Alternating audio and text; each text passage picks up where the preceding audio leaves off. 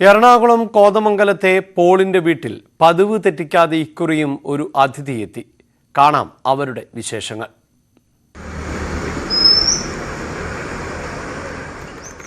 കോതമംഗലത്തെ അധ്യാപകനായ പോളും കുടുംബവും സന്തോഷത്തിലാണ്. വർഷങ്ങളായി വിരുന്നെത്തുന്ന ബുൾബുൾ പക്ഷികൾ അല്പം വൈകിയാണെങ്കിലും ഇക്കുറിയും എത്തിയതാണ് ഇവരുടെ സന്തോഷത്തിന് കാരണം. മുൻപ് എല്ലാ ക്രിസ്മസിനുമായിരുന്നു വരവ്. ഇക്കുറി സമയമൊന്ന് മാറി. പോളും കുടുംബവും തയ്യാറാക്കുന്ന ക്രിസ്മസ് ട്രീയിൽ കൂടുകൂട്ടി മുട്ട വിരിച്ച് കുഞ്ഞുങ്ങളുമായി പറന്നു പോകുകയായിരുന്നു പതിവ്. ഇത്തവണ പക്ഷികളെത്തി വീട്ടുമുറ്റത്തെ അലങ്കാരച്ചെടിയിൽ ചേക്കേറുകയായിരുന്നു. മുട്ട വിരിഞ്ഞു. 2 കുഞ്ഞുങ്ങളുണ്ട്. തള്ളപ്പക്ഷി അടയിരിക്കുമ്പോൾ തൊട്ടടുത്ത മരക്കൊമ്പിൽ ഇണപ്പക്ഷി പരിസരം വീക്ഷിച്ചിരിക്കും. തുടർച്ചയായി 10 വർഷം വീട്ടിൽ കൃത്രിമമായി തീർത്ത ക്രിസ്മസ് ട്രീയിൽ വന്ന് സ്നേഹം പങ്കുവെച്ചു തന്ന ബുൾബുൾ കോവിഡിനോടനുബന്ധിച്ചുണ്ടായ ചില പ്രത്യേകത കാരണമായിരിക്കാം 3 വർഷക്കാലമായി ഞങ്ങളിൽ നിന്നും അകന്നു കഴിയുകയായിരുന്നു. പക്ഷികളെ ശല്യപ്പെടുത്താതെ കുടുംബവും ജാഗ്രത പാലിക്കും. ഡിസംബർ മുതൽ മെയ് വരെയുള്ള മാസങ്ങളിലാണ് ബുൾബുൾ പക്ഷികൾ മുട്ടയിടാറ്. മനുഷ്യ സാമീപ്യം പ്രശ്നമല്ലാത്തതാണ് വീടുകളിൽ കൂടുകൂട്ടാൻ കാരണം. മുട്ട വിരിയാൻ 14 ദിവസമെടുക്കും. ഈ അപൂർവ കാഴ്ച കാണാൻ നിരവധി പേർ പോളിന്റെ വീട്ടിൽ എത്തുന്നുണ്ട്. ന്യൂസ് 18 കോതമംഗലം. തൃശൂർ ഉപ്പുഴി പാടശേഖരത്തിൽ തോടിന്റെ ബണ്ടുകൾ ഇടിഞ്ഞതുമൂലം ദുരിതത്തിലായി കർഷകർ. മഴക്കാലത്ത് സമീപത്തെ കുന്നിൻ പ്രദേശങ്ങളിൽ നിന്ന് കുത്തിയൊലിച്ചെത്തുന്ന വെള്ളം സുഗമമായി ഒഴുക്കിവിടാനുള്ള ശേഷി തോടുകൾക്ക് ഇല്ലാത്തതാണ് ബണ്ട് തകർന്ന് വെള്ളം കൃഷിഭൂമിയിലേക്ക് എത്താൻ കാരണം. വരന്തരപ്പിള്ളി കൃഷിഭവൻ പരിധിയിലെ ഉപ്പുഴി പാടശേഖരത്തിൽ വിരിപ്പ്, മുണ്ടകൻ എന്നിങ്ങനെ വർഷത്തിൽ 2 വട്ടമാണ് നെൽകൃഷി ചെയ്യുന്നത്. വേനൽക്കാലത്ത് കടുത്ത ജലക്ഷാമം നേരിടുന്നതിനാൽ വർഷങ്ങളായി ഇവിടെ പുഞ്ചകൃഷി ഇറക്കാറില്ല. മലയോരത്ത് നിന്നും വെള്ളം ഒഴുകിവരുന്ന കൈത്തോട് ഉപ്പുഴി പാടശേഖരത്തിലൂടെയാണ് കടന്നുപോകുന്നത്. കൈത്തോടിന്റെ ബണ്ടുകൾ ദുർബലമായതിനാൽ മഴക്കാലത്ത് തോട് കവിഞ്ഞൊഴുകി കൃഷിനാശം സംഭവിക്കുന്നത് പതിവാണെന്ന് കർഷകനായ സാജൻ പറയുന്നു. കാലാകാലങ്ങളിൽ കൃഷിക്കാർ ഈ ബണ്ട് കെട്ടിവെക്കുകയും മഴ പെയ്യുമ്പോൾ അത് വീണ്ടും ഇടിഞ്ഞു പോവുകയും ചെയ്യുന്നതിനാൽ കൃഷി നടത്തിക്കൊണ്ടു പോകുന്നതിന് വളരെയധികം ബുദ്ധിമുട്ടുണ്ട്.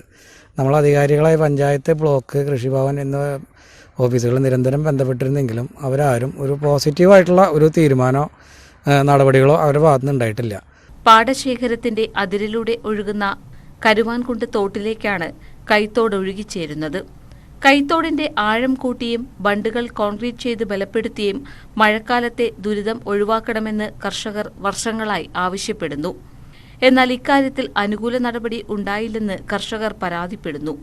നെൽകൃഷിയുടെ വികസനത്തിനും ഉൽപാദന വർധനവിനുമായി പദ്ധതികൾ ആവിഷ്കരിക്കുന്നുണ്ടെങ്കിലും ഉപ്പുഴി പാടശേഖരത്തിലെ കർഷകരുടെ ദുരിതത്തിന് പരിഹാരം കാണാൻ നടപടി വൈകുകയാണ്. News 18 Mattathur. Kasaragod Cheruvathur unity Kaithakkad and no palliative charitable ട്രസ്റ്റിന്റെ നേതൃത്വത്തിൽ പാലിയേറ്റീവ് സംഗമം സംഘടിപ്പിച്ചു. കിടപ്പ് രോഗികൾക്കും അവരെ പരിചരിക്കുന്ന ബന്ധുക്കൾക്കും ഒത്തുചേരാനും ഉല്ലസിക്കാനുമുള്ള അവസരമാണ് സംഘാടകർ ഒരുക്കിയത്. യൂണിറ്റി കൈതക്കോടിന്റെ 30ാം വാർഷികാഘോഷത്തിന്റെ ഭാഗമായാണ് സ്പർശം 2023 എന്ന പേരിൽ പാലിയേറ്റീവ് കുടുംബസംഗമം നടത്തിയത്. രോഗവും വാർദ്ധക്യവും മൂലം അവശത അനുഭവിക്കുന്നവർക്കും അവരെ പരിചരിക്കുന്നവർക്കും വീടിന് പുറത്ത് ഒത്തുകൂടാനുള്ള അവസരമാണ് ഒരുക്കിയത്.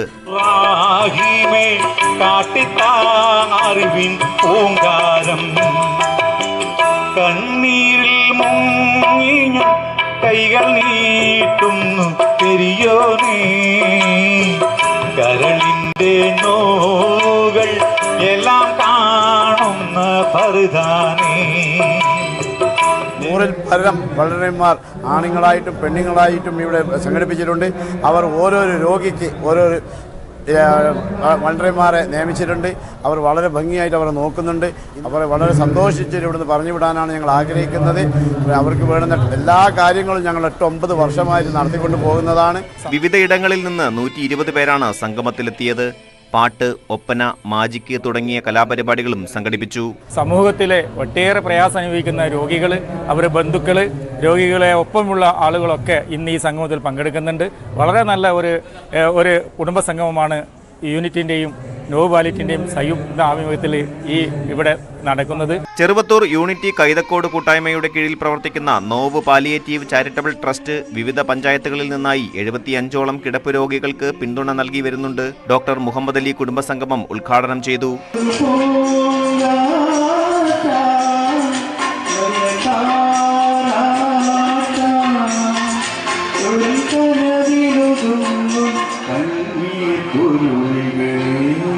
ന്യൂസ് 18 പടന്ന.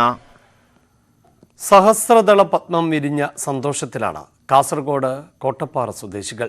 ഹരീഷ് KN രമ്യ ദമ്പതികളുടെ വീട്ടുമുറ്റത്താണ് ഈ മനോഹര കാഴ്ച. 1.5 വർഷം മുൻപ് ബദിയടുക്കിയിൽ നിന്നാണ് താമരയുടെ വിത്തെത്തിച്ചത്. ആദ്യം പ്ലാസ്റ്റിക് ബാഗിൽ നട്ടു. വളമിട്ടും വെള്ളം നനച്ചും കൃത്യമായി പരിപാലിച്ചു.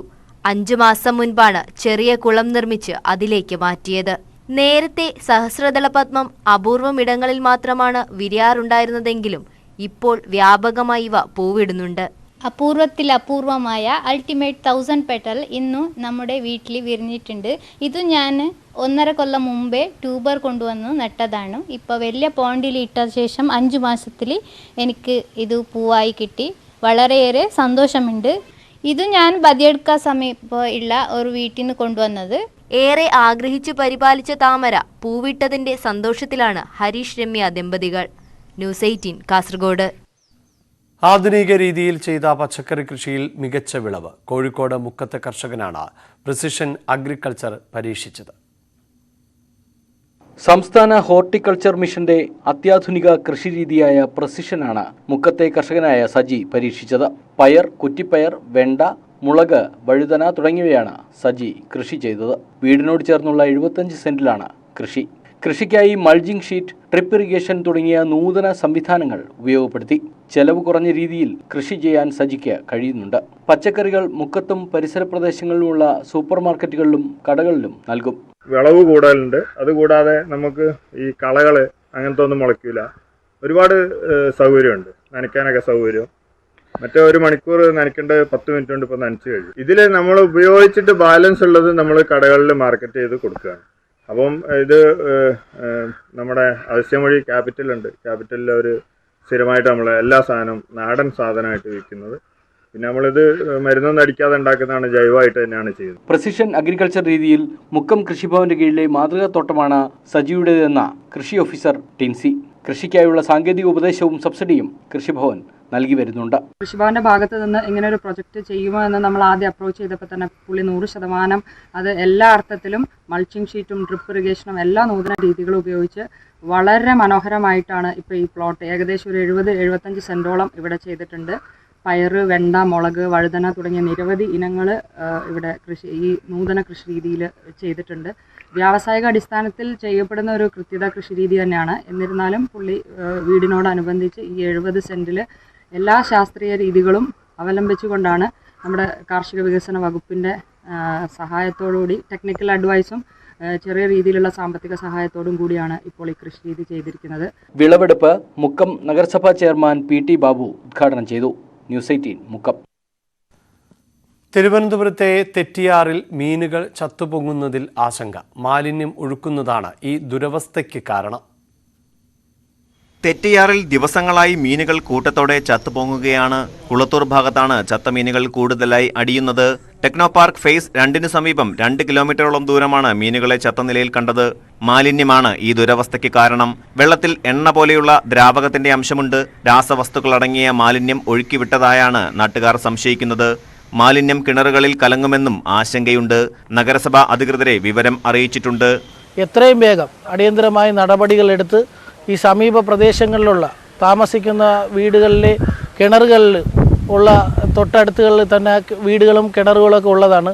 അവർക്ക് ഈ കാര്യത്തിൽ ഭയമുണ്ട്. അതുകൊണ്ട് തന്നെ എത്രയും പെട്ടെന്ന് നഗരസഭാ അധികൃതർ ഈ വെള്ളത്തിൻ്റെ സാമ്പിൾ എടുത്തുകൊണ്ടുപോയി പരിശോധിച്ച് ഇതിലടങ്ങിയിരിക്കുന്ന രാസവസ്തു എന്ത് തരത്തിലുള്ള രാസവസ്തുവാണ്, കലർന്ന മാലിന്യമാണ് ഒഴുക്കിയതെന്ന് അടിയന്തരമായി കണ്ടുപിടിക്കണമെന്നാണ് നാട്ടുകാർക്ക് അഭിപ്രായമുള്ളത്. തെറ്റിയാറിന്റെ സംരക്ഷണത്തിനായി ഇതുവരെ എത്രയോ പദ്ധതികൾ ആവിഷ്കരിച്ചു. പക്ഷേ ഒന്നും ഫലം കണ്ടില്ല. കയ്യേറ്റങ്ങൾ കണ്ടുപിടിച്ച് ഭൂമി വീണ്ടെടുക്കാമെന്ന് പറഞ്ഞിരുന്നുവെങ്കിലും അതും നടപ്പായില്ല. മാലിന്യം ഒഴുക്കിയവരെ കണ്ടെത്തി കർശന നടപടിയെടുക്കണമെന്നാണ് ആവശ്യം. ന്യൂസ് 18 തിരുവനന്തപുരം. എറണാകുളം കവളങ്ങാട് ഗ്രാമപഞ്ചായത്തിൽ വാർഷിക പദ്ധതിയിൽ ഉൾപ്പെടുത്തി വയോജനങ്ങൾക്ക് സഹായ ഉപകരണങ്ങൾ നൽകി. ഇലക്ട്രിക് വീൽചെയർ, സാധാ വീൽചെയർ, വാക്കിംഗ് സ്റ്റിക്ക്, വാക്കർ എന്നിവയാണ് വിതരണം ചെയ്തത്. ഗ്രാമപഞ്ചായത്ത് പ്രസിഡന്റ് സൈജൻ ചാക്കോ ഉദ്ഘാടനം ചെയ്തു. ജിൽസിയ ബിജു അധ്യക്ഷയായിരുന്നു. കായലിന്റെ അമിത ചൂഷണം കവ്വായി കായലിലെ കല്ലുമ്മക്കായ കർഷകർക്ക് തിരിച്ചടിയായി. പൂർണ്ണ വളർച്ചയെത്താതെ കല്ലുമ്മക്കായ നശിക്കാൻ തുടങ്ങിയതോടെ വിപണിയിൽ വില ലഭിക്കാതെയായി. മാനദണ്ഡം നിശ്ചയിച്ച് കൃഷി ശാസ്ത്രീയമായി നിയന്ത്രിക്കണം എന്നാണ് ഇപ്പോൾ ഉയരുന്ന ആവശ്യം. ശാസ്ത്രീയമായി നടത്തുന്ന കല്ലുമ്മക്കായ കൃഷിയിലെ അശാസ്ത്രീയ പ്രവണതയാണ് കർഷകർക്ക് തിരിച്ചടിയാകുന്നത്. കായൽ ജലത്തിന് താങ്ങാവുന്നതിലും ഏറെയാണ് ഉൽപാദനം. കൃഷിയുടെ ആരംഭത്തിൽ കുറഞ്ഞ വിലയ്ക്ക് കൂടുതൽ വിത്തുകൾ ലഭിച്ചതോടെ വൻതോതിലാണ് കർഷകർ ഈ രംഗത്തേക്ക് വന്നത്. കായൽ ജലത്തിൽ നിന്നും വളർച്ചയ്ക്കാവശ്യമായ പോഷകം ലഭിക്കാത്തതാണ് കല്ലുമ്മക്കായ നശിക്കാൻ കാരണമെന്ന് ചൂണ്ടിക്കാട്ടുന്നു. ഈ സ്ഥിതി മാറിയാൽ മാത്രമേ ലാഭകരമായി കല്ലുമ്മക്കായ കൃഷി ചെയ്യാൻ സാധിക്കൂവെന്ന് കർഷകർ പറയുന്നു. അപ്പോൾ എല്ലാ വർഷവും എടുക്കുന്ന പോലെ തന്നെ ഇപ്രാവശ്യം കല്ലുമ്മക്കായ കൊണ്ടുപോയി വിൽപ്പന നടത്തിയിട്ടുണ്ട്.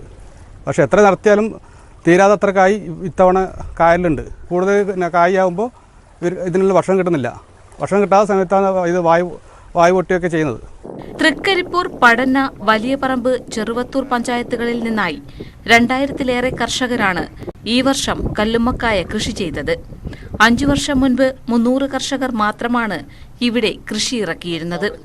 സർക്കാരിൽ നിന്നും സബ്സിഡി ലഭിക്കുന്നതിനാൽ കുടുംബശ്രീ യൂണിറ്റുകളും വലിയ തോതിൽ കൃഷി ചെയ്യുന്നു. സീസൺ തുടക്കത്തിൽ കിലോയ്ക്ക് 200 രൂപ ലഭിച്ച സ്ഥാനത്തിപ്പോൾ 70 രൂപയാണ് കിട്ടുന്നത്. ന്യൂസ് 18 വലിയപറമ്പ. തൃശൂർ മണലൂർ ഗ്രാമപഞ്ചായത്ത് മാലിന്യമുക്തമാക്കുക ശുചീകരണത്തിന് തുടക്കമായി. പെരുമ്പുഴപ്പാടത്ത് ഗ്രാമപഞ്ചായത്ത് പ്രസിഡന്റ് PT ജോൺസൺ ഉദ്ഘാടനം നടത്തി. തൊഴിലുറപ്പ് തൊഴിലാളികൾ, ഹരിത കർമ്മസേന അംഗങ്ങൾ, നാട്ടുകാർ തുടങ്ങിയവർ ശുചീകരണ പ്രവർത്തനത്തിൽ പങ്കാളികളായി.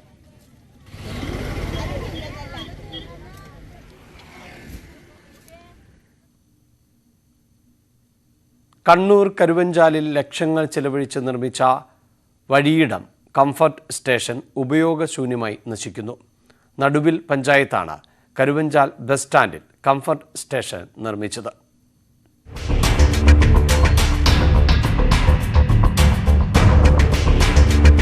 ദിവസവും നൂറുകണക്കിന് ആളുകൾ വന്നു പോകുന്ന കരുവഞ്ചാൽ ടൗണിൽ നിന്നുള്ള കാഴ്ചയാണിത്. 1 വർഷം മുമ്പാണ് വഴിയാത്രക്കാർക്കും വ്യാപാരികൾക്കുമായി ബസ് സ്റ്റാൻഡ് പരിസരത്ത് കംഫർട്ട് സ്റ്റേഷൻ നിർമ്മിച്ചത്. ഉദ്ഘാടനത്തിന് ശേഷം ആഴ്ചകൾ മാത്രമാണ് പ്രവർത്തിച്ചത്. മാലിന്യം മുറിക്കുള്ളിൽ കെട്ടിക്കിടക്കാൻ തുടങ്ങിയതോടെ നാട്ടുകാരിൽ പലരും കെട്ടിടം കൈയൊഴിഞ്ഞു. കംഫർട്ട് സ്റ്റേഷനിൽ നിന്നുള്ള രൂക്ഷമായ ദുർഗന്ധം സമീപത്തെ വ്യാപാരികൾക്കും ടാക്സി തൊഴിലാളികൾക്കും ഏറെ ബുദ്ധിമുട്ടുണ്ടാക്കുകയാണ്. ആവശ്യത്തിന് വെള്ളമുണ്ടായിട്ടും ശൗചാലയം ശുചീകരിക്കുവാൻ പോലും പഞ്ചായത്ത് നടപടിയെടുക്കുന്നില്ല. മാലിന്യം പകർച്ചവ്യാധി പടരാനും ഇടയാക്കുമെന്നാണ് ആശങ്ക. ശുചിത്വ കേരളം, സുന്ദര കേരളം എന്ന മുദ്രാവാക്യവുമായി തദ്ദേശ സ്വയംഭരണ സ്ഥാപനങ്ങൾ മുന്നോട്ടു പോകുമ്പോഴാണ് കരുവഞ്ചാലിലെ ശൗചാലയം ഇത്തരത്തിൽ കിടക്കുന്നത്. ന്യൂസ് 18 ആലക്കോട്. കോഴിക്കോട് മെഡിക്കൽ കോളേജിൽ പ്രസവ ശസ്ത്രക്രിയയ്ക്കിടെ കത്രിക വയറ്റിൽ കുടുങ്ങിയ സംഭവത്തിൽ നീതിക്കായി വീണ്ടും സമരത്തിനൊരുങ്ങി ഹർഷിന. കോൺഗ്രസ് പിന്തുണയോടെ മെയ് 22 മുതലാണ് സമരം. 2022 സെപ്റ്റംബർ 17-നാണ് ഹർഷിനയ്ക്ക് കടുത്ത വയറുവേദനയെ തുടർന്ന് പരിശോധിച്ചപ്പോൾ പ്രസവ ശസ്ത്രക്രിയയ്ക്കിടെ വയറ്റിൽ കത്രിക അകപ്പെട്ടതായി സ്ഥിരീകരിച്ചത്. 2017 നവംബർ 30-ന് കോഴിക്കോട് മെഡിക്കൽ കോളേജ് ആശുപത്രിയിൽ ഹർഷിന പ്രസവ ശസ്ത്രക്രിയയ്ക്ക് വിധേയമായിരുന്നു. ശസ്ത്രക്രിയയ്ക്കിടെ ഉപകരണം വയറ്റിൽ കുടുങ്ങിയെന്നാണ് ഹർഷിനയുടെ പരാതി. ആരോഗ്യമന്ത്രി നിയോഗിച്ച 2 അന്വേഷണ സമിതികളും മെഡിക്കൽ കോളേജിൽ നിന്ന് കത്രിക വയറ്റിൽ കുടുങ്ങിയെന്ന് കണ്ടെത്താനായില്ലെന്നാണ് റിപ്പോർട്ട് നൽകിയത്. ആഭ്യന്തര അന്വേഷണ സമിതിയെ വിശദ അന്വേഷണത്തിന് നിയോഗിക്കുമെന്ന് പറഞ്ഞെങ്കിലും എങ്ങും എത്തിയിട്ടില്ല. മെഡിക്കൽ കോളേജിന് മുമ്പിൽ 7 ദിവസത്തോളം ഹർഷിന സമരം നടത്തിയെങ്കിലും മന്ത്രി വീണ ജോർജിന്റെ ഉറപ്പിനെ തുടർന്ന് പിൻവലിക്കുകയായിരുന്നു. മന്ത്രിയുടെ ഉറപ്പ് പാലിക്കപ്പെടാതെ വന്നതോടെ ഈ മാസം 22 മുതൽ ഹർഷിന മെഡിക്കൽ കോളേജിന് മുമ്പിൽ വീണ്ടും സമരം തുടരും. കോൺഗ്രസ് പിന്തുണയോടെയാണ് സമരം. വിജയം കിട്ടുന്നതുവരെ, നീതി എവിടെ കിട്ടുമോ അതുവരെ ശക്തമായിട്ട് തന്നെ സമരവുമായി മുന്നോട്ട് പോകാൻ തന്നെയാണ് തീരുമാനം. ഇനി ഒരു സ്ത്രീക്കും ഈ ഒരു ഗതി ഉണ്ടാവരുത്. അത് തന്നെയാണ് നമ്മളെ ഈ ഒരു സമരത്തിന്റെ ലക്ഷ്യം കൂടി. 50 ലക്ഷം രൂപ നഷ്ടപരിഹാരം വേണമെന്നാണ് ഹർഷിനയുടെ ആവശ്യം. കുറ്റക്കാർക്കെതിരെ നടപടിയും ഉണ്ടാവണം.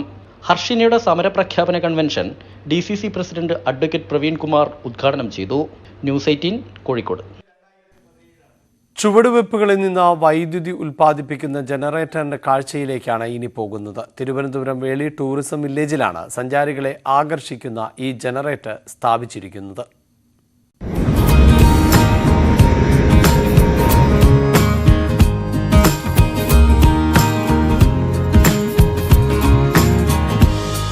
വേളി ടൂറിസ്റ്റ് വില്ലേജിലെ കൗതുക കാഴ്ചയാണ് നടക്കുമ്പോൾ വൈദ്യുതി ഉൽപ്പാദിപ്പിക്കുന്ന ജനറേറ്റർ. ഇതിലൂടെയൊന്ന് നടന്നു നോക്കാതെ ഇവിടെ എത്തുന്നവർ തിരിച്ചു പോകാറില്ല. 60 കിലോഗ്രാം ഭാരമുള്ള ആൾ നടന്നാൽ ജനറേറ്റർ ഉൽപ്പാദിപ്പിക്കുന്നത് 100 മുതൽ 140 വാട്ട് വൈദ്യുതിയാണ്. ഇക്വിലിബ്രിയം ഗ്രീൻ എനർജി എന്ന സ്റ്റാർട്ടപ്പ് കമ്പനിയുമായി ചേർന്ന ടൂറിസം വകുപ്പിന്റെ നേതൃത്വത്തിൽ KDISC-ആണ് പദ്ധതി യാഥാർത്ഥ്യമാക്കിയത്. ഇവിടെ ആവശ്യം, അതായത് ഫ്ലോട്ടിംഗ് ബ്രിഡ്ജിലേക്ക് ഒരു 28 ലൈറ്റ്സോളം നമ്മൾ കണക്ട് ചെയ്തിട്ടുണ്ട്. അതിനെ നമുക്ക് തെളിയിക്കാനുള്ള വൈദ്യുതി ഇവിടെ നിന്ന് ലഭിക്കുന്നുണ്ട്. ആൾക്കാർ പൂർണ്ണമായിട്ട് സഹകരിക്കുന്നുണ്ട്. പ്രോജക്റ്റ് ഏത് തരത്തിലും പറഞ്ഞൊരു സക്സസ് ആണ്. അടുത്ത് നമ്മുടെ പുതിയ രൂപമായ ഒരു 500 വാട്ട് ജനറേറ്റ് ചെയ്യാൻ പറ്റുന്ന ഒരു മെഷീന്റെ ഡ്രായിങ്ങിലും അതിന്റെ ഇംപ്ലിമെന്റേഷനിലും ആയിട്ട് നിൽക്കുകയാണ്. ടൂറിസം വില്ലേജിലെ ഫ്ലോട്ടിംഗ് ബ്രിഡ്ജിലെ ലൈറ്റുകളെല്ലാം കാൽനടയിലൂടെ ഉൽപ്പാദിപ്പിക്കുന്ന വൈദ്യുതിയിലാണ് പ്രവർത്തിക്കുന്നത്. 1 ലക്ഷം രൂപയാണ് പദ്ധതിയുടെ മുടക്കുമുതൽ. വർദ്ധിച്ചുവരുന്ന ഊർജ പ്രതിസന്ധിക്ക് തടയിടാനാണ് ലക്ഷ്യം വയ്ക്കുന്നത്. പരീക്ഷണാടിസ്ഥാനത്തിൽ തുടങ്ങിയ പദ്ധതി വിജയമായാൽ ടൂറിസം വില്ലേജിലെ മുഴുവൻ വൈദ്യുതിയും കാൽനടയിലൂടെ പ്രവർത്തിക്കുന്ന ജനറേറ്റർ ഉപയോഗിച്ച് ഉൽപ്പാദിപ്പിക്കാനാണ് ലക്ഷ്യമിടുന്നത്. ന്യൂസ് 18 തിരുവനന്തപുരം. ഇനി അറിയിപ്പ് നോക്കാം. ചെറ്റച്ചൽ ജേഴ്സി ഫാം എക്സ്റ്റൻഷൻ യൂണിറ്റിൽ റെഡ് നേപ്പിയർ, സൂപ്പർ നേപ്പിയർ, പുൽവിത്ത് ഇനങ്ങൾ വിൽപ്പനയ്ക്ക്. വിവരങ്ങൾക്ക് സ്ക്രീനിൽ കാണുന്ന നമ്പറിൽ ബന്ധപ്പെടുക. മലമ്പുഴ മൃഗസംരക്ഷണ കേന്ദ്രത്തിന്റെ ആഭിമുഖ്യത്തിൽ ആട് വളർത്തൽ എന്ന വിഷയത്തിൽ ഇന്ന് രാവിലെ 10 മണി മുതൽ 4 മണി വരെ പരിശീലനം നൽകുന്നു. പങ്കെടുക്കാൻ താൽപ്പര്യമുള്ളവർ സ്ക്രീനിൽ കാണുന്ന നമ്പറിൽ വിളിക്കുക. പങ്കെടുക്കുന്നവർ ആധാർ കാർഡിന്റെ കോപ്പി കൈവശം വയ്ക്കണം. ഹോർട്ടികോർപ്പിന്റെ മാവേലിക്കര തേനീച്ച വളർത്തൽ കേന്ദ്രത്തിൽ അത്യുൽപാദന ശേഷിയുള്ള കുള്ളൻ തെങ്ങിൻ ഇനങ്ങളായ മലയൻ പച്ച, മലയൻ ഓറഞ്ച്, മലയൻ മഞ്ഞ എന്നീ തൈകൾ വിൽപ്പനയ്ക്ക്. വിവരങ്ങൾക്ക് സ്ക്രീനിൽ കാണുന്ന നമ്പറിൽ ബന്ധപ്പെടുക.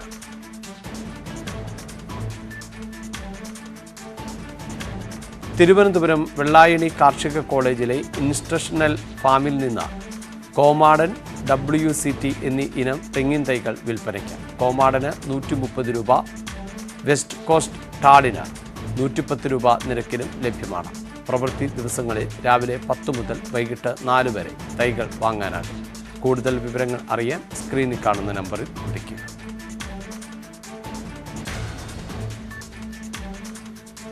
മലമ്പുഴ മൃഗസംരക്ഷണ പരിശീലന കേന്ദ്രത്തിന്റെ ആഭിമുഖ്യത്തിൽ ആട് വളർത്തലിൽ ഇന്ന് പരിശീലനം നൽകുന്നു. രാവിലെ 10 മുതൽ വൈകിട്ട് 4 മണി വരെയാണ് പരിശീലനം.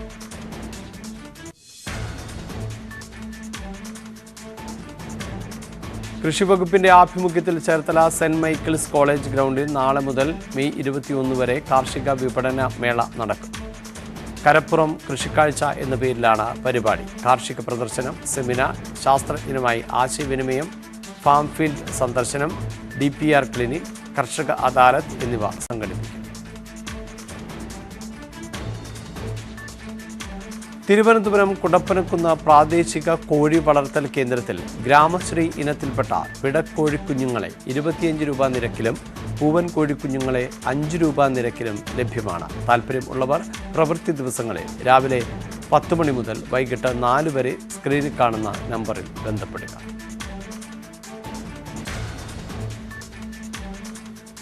റബ്ബർ ബോർഡിന് കീഴിലുള്ള national institute four rubber training റബ്ബറിന്റെ ശാസ്ത്രീയ വിളവെടുപ്പിൽ പരിശീലനം നൽകുന്നു. മെയ് 15, 16 തീയതികളിലാണ് പരിശീലനം. വിളവെടുപ്പ്, ടാപ്പിംഗ് കത്തികളുടെ ഉപയോഗം, നൂതന ടാപ്പിംഗ് രീതികൾ, ഉത്തേജക ഔഷധ പ്രയോഗം എന്നിവയും പരിശീലനത്തിൽ ഉൾപ്പെടുത്തിയിട്ടുണ്ട്. കൂടുതൽ വിവരങ്ങൾക്ക് സ്ക്രീനിൽ കാണുന്ന നമ്പറിൽ വിളിക്കാം.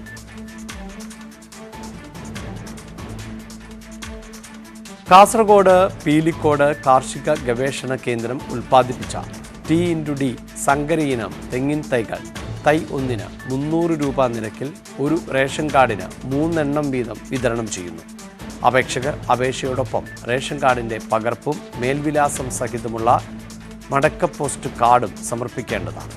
അപേക്ഷ സ്വീകരിക്കുന്ന അവസാന തീയതി മെയ് 25. വിതരണം ജൂൺ ആദ്യവാരം ആരംഭിക്കും. ഇന്ന് അന്തർദേശീയ നേഴ്സ് ദിനം. നമ്മുടെ നേഴ്സുമാർ നമ്മുടെ ഭാവി എന്നതാണ് ഈ വർഷത്തെ പ്രമേയം. കേരളത്തിൽ ആരോഗ്യ പ്രവർത്തകർക്ക് നേരെ അതിക്രമങ്ങൾ കൂടിവരുന്ന സാഹചര്യത്തിൽ കൂടിയാണ് ഇത്തവണത്തെ ദിനാചരണം. കഴിഞ്ഞ ഒരു വർഷം മാത്രം കേരളത്തിൽ പലതരത്തിലുള്ള അതിക്രമങ്ങൾക്കിരയായത് 118 ആരോഗ്യ പ്രവർത്തകരാണ്. ജീവൻ രക്ഷിക്കാൻ പാടുപെടുന്നവരുടെ ജീവനെടുക്കുന്ന സാഹചര്യം കൂടുതൽ വഷളായതേയുള്ളൂ ഇപ്പോൾ. ചികിത്സയ്ക്കെത്തുന്നവരുടെ ബന്ധുക്കളോ ചിലപ്പോൾ രോഗി തന്നെയോ എപ്പോൾ വേണമെങ്കിലും പ്രകോപിതരായി ആക്രമണം അഴിച്ചുവിടാം. സാംക്രമിക രോഗങ്ങളടക്കം ഗുരുതര രോഗമുള്ളവരെ വരെ വേണ്ടത്ര സുരക്ഷയില്ലാതെ പരിശോധിക്കുകയും പരിചരിക്കുകയും ചെയ്യേണ്ടി വരുന്നവരാണ് നഴ്സുമാർ. നഴ്സുമാരടക്കം എത്ര ആരോഗ്യ പ്രവർത്തകരാണ് കോവിഡ് കാലത്ത് ജോലിക്കിടെ രോഗബാധിതരായത്? എത്ര പേർക്കാണ് ജീവൻ നഷ്ടമായത്? രോഗികളെ പരിചരിക്കുന്നതിനിടെ നിപ്പ വൈറസ് ബാധിച്ച് ജീവൻ നഷ്ടമായ സിസ്റ്റർ ലിനി വേദനിപ്പിക്കുന്ന ഓർമ്മയാണ്. ലോകമെങ്ങും തൊഴിലാളികൾക്ക് 8 മണിക്കൂർ ജോലി സമയം നിജപ്പെടുത്തി കാലമേറെ കഴിഞ്ഞിട്ടും 12 മണിക്കൂറിലേറെ വിശ്രമമില്ലാതെ ജോലി ചെയ്യേണ്ടി വരുന്നവരാണ് നഴ്സുമാർ. എന്നിട്ടും മാന്യമായ വേതനത്തിനായി എത്ര സമരങ്ങളാണ് നടന്നത്? ഭൂമിയിലെ മാലാഖമാർക്ക് നാം എത്രമാത്രം പരിഗണന നൽകുന്നുണ്ട്? മാറേണ്ടത് നമ്മുടെ മനോഭാവമാണ്. News desk news 18. KSRTC ശമ്പള പ്രതിസന്ധിയിൽ സമരം ശക്തമാക്കാനൊരുങ്ങി യൂണിയനുകൾ. ഗതാഗത മന്ത്രിയുമായി നടത്തിയ ചർച്ച പരാജയപ്പെട്ടതോടെയാണ് തീരുമാനം. ശമ്പളം വൈകുന്നത് അവസാനിപ്പിക്കും വരെ സമരം തുടരാനാണ് ഭരണ പ്രതിപക്ഷ യൂണിയനുകളുടെ തീരുമാനം. മാനേജ്മെന്റുമായും സർക്കാരുമായും കലഹിച്ചു നിൽക്കുന്ന യൂണിയനുകൾ സമരം ശക്തമാക്കുകയാണ്. മുഖ്യമന്ത്രിയുമായി നടത്തിയ ചർച്ച പരാജയപ്പെട്ടതിന് പിന്നാലെ യൂണിയനുകൾ സമരം ആരംഭിച്ചിരുന്നു. പിന്നാലെ ഗതാഗത മന്ത്രിയുമായി ചർച്ച നടത്തിയെങ്കിലും അതും പരാജയപ്പെട്ടു. CATUവും TDFും ചീഫ് ഓഫീസിന് മുന്നിലെ സമരം തുടരുമെന്ന് അറിയിച്ചിരിക്കുകയാണ്. സംയുക്ത സമരസമിതിയിൽ നിന്നും പിന്മാറിയ BMS വീണ്ടും പണിമുടക്കടക്കമുള്ള സമരങ്ങളിലേക്ക് കടക്കും. ശക്തമായ പ്രക്ഷോഭ സമരങ്ങളിലേക്ക് ഞങ്ങൾ പോകും. ഗവൺമെന്റ് അടിയന്തരമായി RTCക്ക് ആവശ്യമായ പണം നൽകണം. ശമ്പളം കിട്ടാണ്ടായാൽ ജോലി ചെയ്യുക എന്ന് പറയുന്നത് സാധ്യമല്ല. കാരണം 30 ദിവസം ജോലി ചെയ്തിട്ട് 15 ദിവസം ശമ്പളം എന്ന് പറയുമ്പോൾ വാടകയ്ക്ക് താമസിക്കുന്നവൻ, കുട്ടികളുടെ ഫീസ്, അതുപോലെ ലോൺ അടയ്ക്കേണ്ട, അതൊന്നും സാധിക്കുന്നില്ല. ആത്മഹത്യ അല്ലാതെ മറ്റൊരു മാർഗമില്ല. ശമ്പളം ഗഡുക്കളായി നൽകുന്നത് അവസാനിപ്പിക്കണമെന്ന് തൊഴിലാളി സംഘടനകൾ ഭരണ പ്രതിപക്ഷ വ്യത്യാസമില്ലാതെ ആവശ്യപ്പെടുന്നു. എന്നാൽ സർക്കാർ ധനസഹായം ലഭിച്ചാൽ മാത്രമേ ശമ്പള വിതരണം നടത്താനാകൂ എന്നാണ് മാനേജ്മെന്റിന്റെയും ഗതാഗത മന്ത്രിയുടെയും നിലപാട്. ന്യൂസ് 18 തിരുവനന്തപുരം. നാട്ടുവർത്തമാനം പൂർണ്ണമാകുന്നു. നമസ്കാരം.